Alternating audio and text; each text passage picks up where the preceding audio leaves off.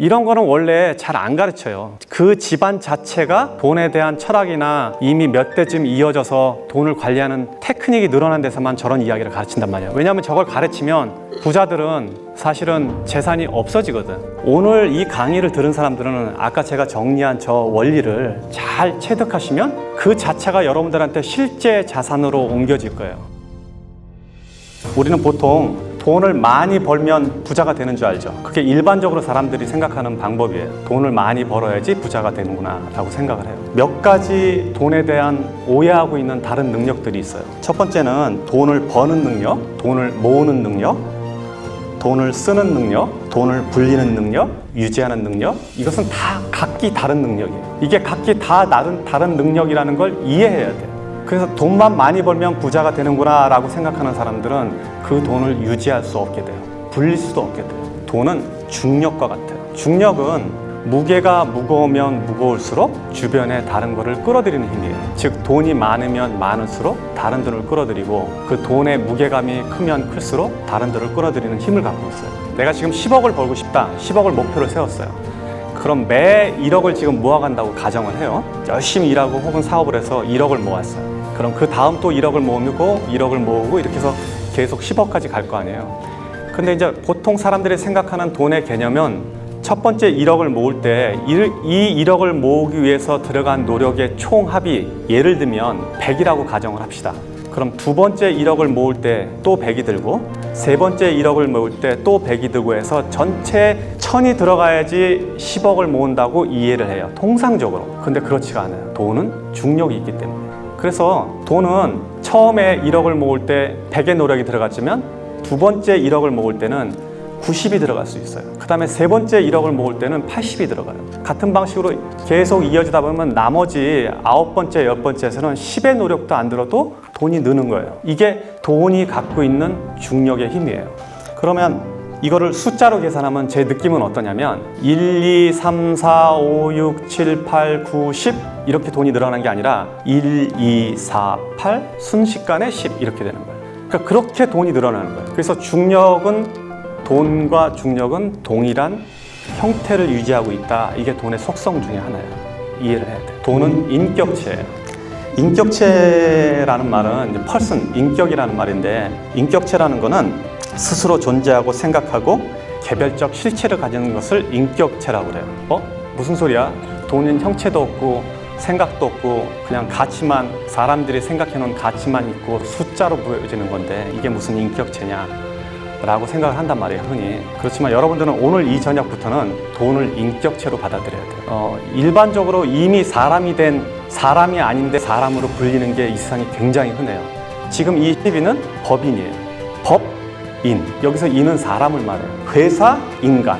그래서 법적으로는 법인체는 인간과 똑같은 대우를 받아요. 고소도 할 수 있어요, 여러분들. 법인인데, 사람이 아닌데. 그러니까 인격체예요. 돈도 인격체로 받아들이세요. 그렇게 이해를 하셔야 돼요. 자, 인격체란 뭐냐?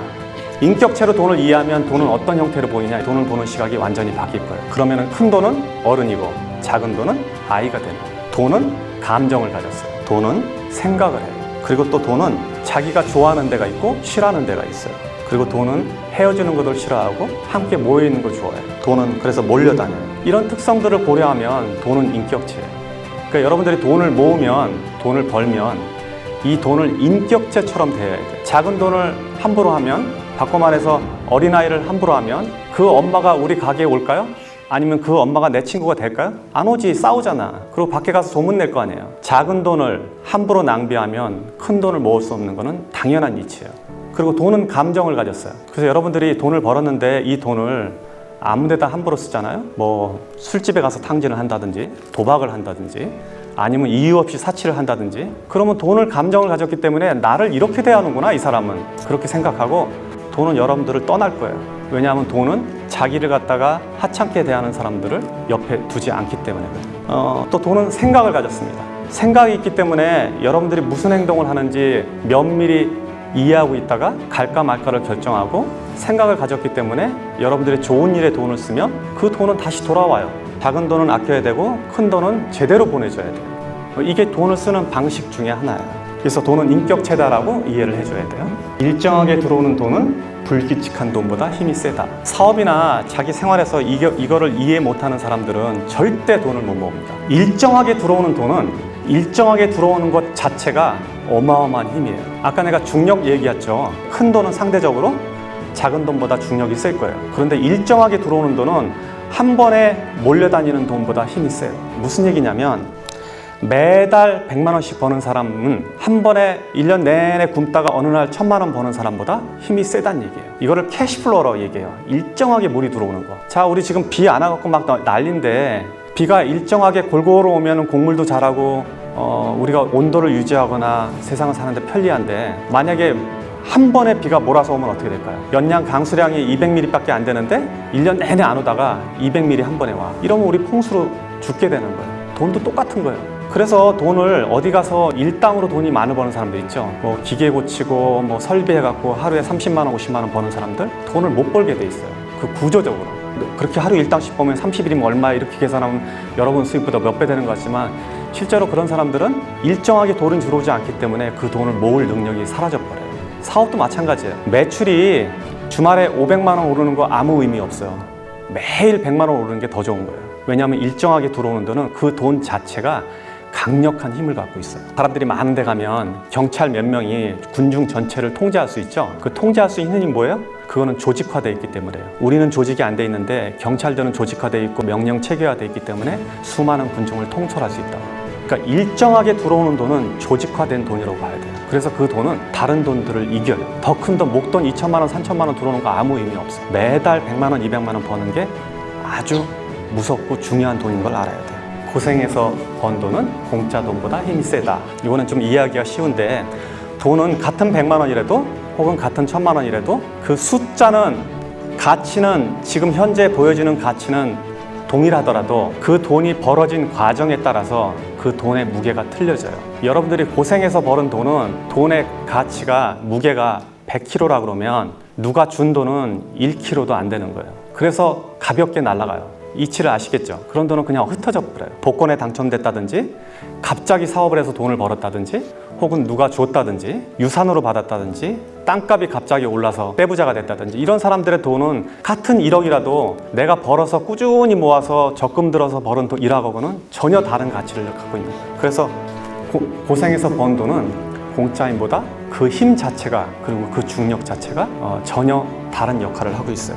남의 돈을 대하는 태도가 내 돈을 대하는 인격의 근본이다. 친구들끼리 회비를 모았는데, 회비를 모아서 어떤 일을 할 때는 내가 평소에 하는 소비보다 더 아까워지 않고 소비를 한다면 이거는 남의 돈을 대하는 태도가 옳지 않음으로 인해서 결국 내 돈을 대하는 태도를 무시한다는 걸 이야기할 수 있어요. 내가 살 때는, 내 돈을 쓸 때는, 친구의 저녁 자리에서 내가 돈을 낼 때는 사이다 하나 더 주문하는 거, 술 한 병 더 주문하는 게 신경이 쓰이는데, 친구가 저녁 산다고 그럴 때는 고기 2판 시키고 뭐 소주 시키고 막 시키잖아요. 그렇게 만약에 대한다면 그 사람은 남의 돈을 대하는 태도가 옳지 않다는 거예요. 결국 그거는 자기 자신이 갖고 있는 돈을 대하는 태도와 동일해져요.